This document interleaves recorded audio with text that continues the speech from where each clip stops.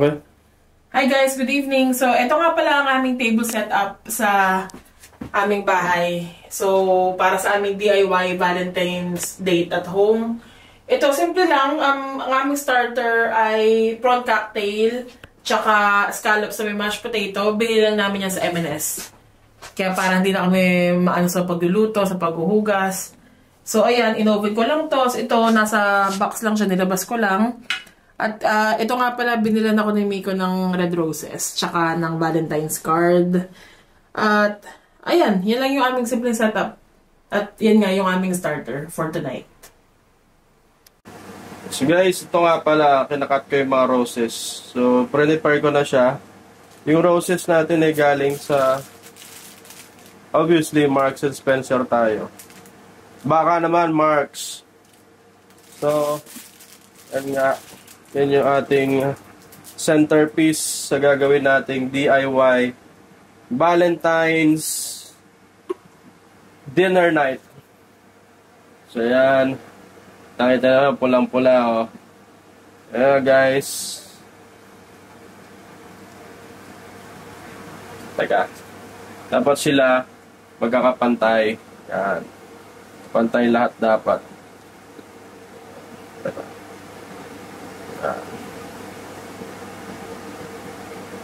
Puntayin natin lahat. At pilog. Yan. Yan. Tapos tsaka natin puputulin yung baba. No. Slanted. Slanted. Puputulin natin.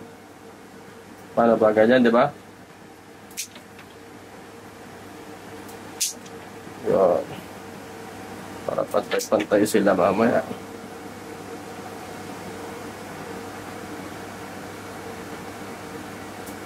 Tinanggal na ni Miko dyan yung mga tinik-tinik. Tinanggal ko na itong mga ganito. So, kanina nandyan yan. Tapos yan, nalalagyan na yan sa vase kasama nito. So, lalagyan natin yan. Patagal ng buhay ito. Shelf life. Tawag nila. So, yan. Ay, buwan ko ready na. Yeah, so, hi guys. Ito nga pala yung aming DIY Valentine's dinner meal. Hindi talaga siya, DIY siya in a sense na dito lang kami sa bahay.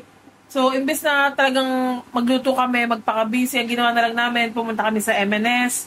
Itong napili naming starter, scallops na may mashed potato, at saka, syempre, prawn cocktails. So, ito yung prawn cocktails, tapos yung scallops naman nandun pa sa oven. At plano ko siyang ilagay dito para may design naman. So, yun yung aming starter for tonight. Yung mga veg namin para sa main dish namin mamaya para tuloy-tuloy. Ito meron kaming asparagus, tapos may green beans, tapos meron rin kaming baby corn. Tapos sinasabay ko lang siya sa butter. Tapos dadagdagan namin siya nito, creamy cabbage. Masarap to para sa akin, para sa pork, tsaka kay Miko sa steak niya. At bumili rin kami ng ready-made na wild mushroom sauce, papainit na lang namin. So, ayun, para medyo maganda-ganda, mas easy yung aming Valentine's night tonight. Kung ano yung nasa oven namin, ayun, yun yung sasabi kong scallops na may mashed potato para sa starters namin. Tapos, favorite namin ni Miko ang shallots ba yun? Which is nasa gitna, niro-roast namin, dadagdag namin mamaya sa aming main dinner. Tapos, syempre, ito ang aking pork belly. Binili ko lang yan sa Asda. Tapos, ang tawag dyan, ito, caramelized apple pork belly. So, yun yung akin mamaya. Tapos, yung steak ni Miko, ayun, niluluto ko na siya kasi almost 45 minutes. So, para pagkakain namin ng starter, ready na siya para kainin. So, ito na po, niluluto na po natin yung steak ko. Nilagyan ko lang siya ng bawang, niluto ko sa butter. Medium rare ang ating favorite na klaseng lutuin para dito sa beef na to. Medium rare. Because I like medium rare. So, lakasan lang natin ng konti apoy. Pero wag lang natin susunogin yung butter. Yan. Naman yung gulo. Yan. So, luto natin both sides. Tayong rosemary.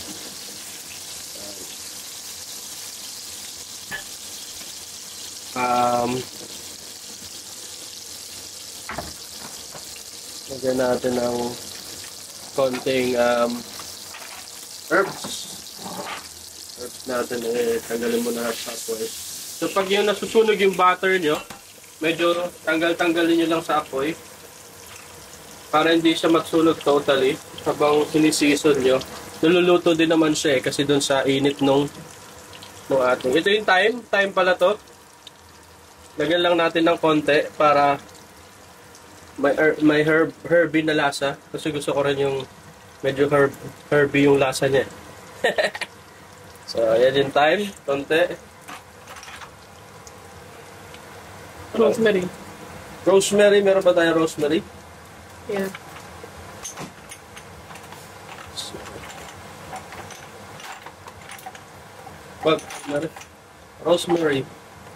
Rosemary. So, rosemary by baka naman, hasda. Lagyan natin yung rosemary. Konti. Yan. So, konti lang nalagay natin. Balik ulit natin siya sa apoy. Huwag lang natin susunugin yung butter. Yan. So, meron siyang gusto ko rin medyo parang brownish yung yung bawang niya. Para medyo masarap.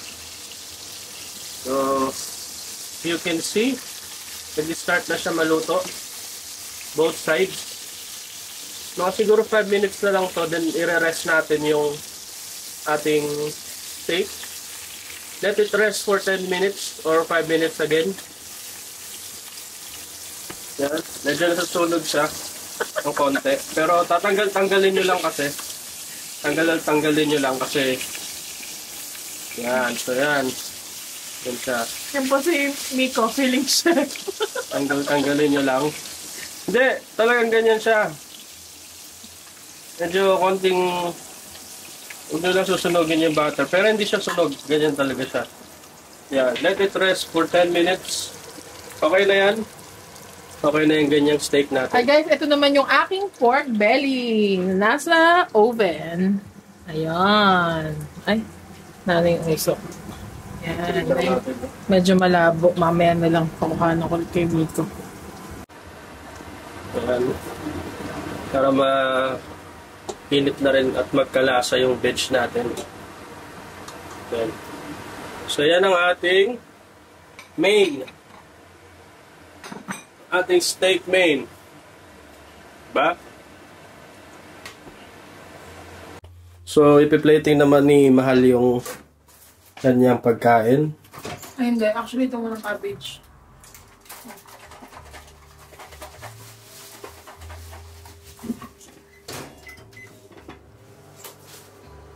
Wala. So may kanin siya. Ano to? Reality.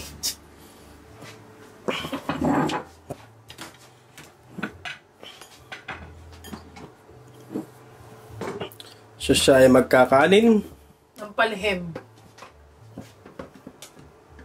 Yan ang kanin niya.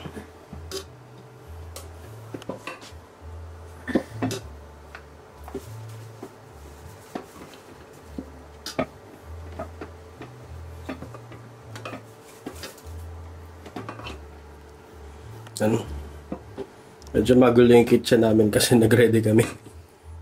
So ganito nga lang sa restaurant, hindi mo kailangan maghugas. Pero okay lang din. So at least hindi naman kami lumabas. So yun na nga yung aming veggies. Oh, init. Yung ating veggies. Hinalo-halo niya na.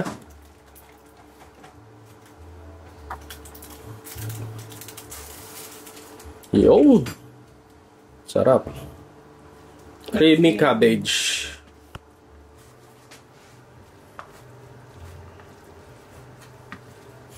Ating creamy cabbage. Saan ko lalagay? Ito na lang. Konti lang. Para hindi maano yung Ito dito. Hindi, dito. Bali dito. Yan. Yan, ganyan karami yan.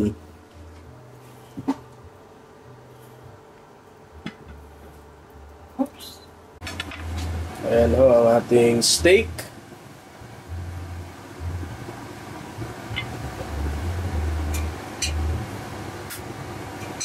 Roast pork belly. Nice. Ito po yung ating roast pork belly. Maple. With Maple syrup. Ayan.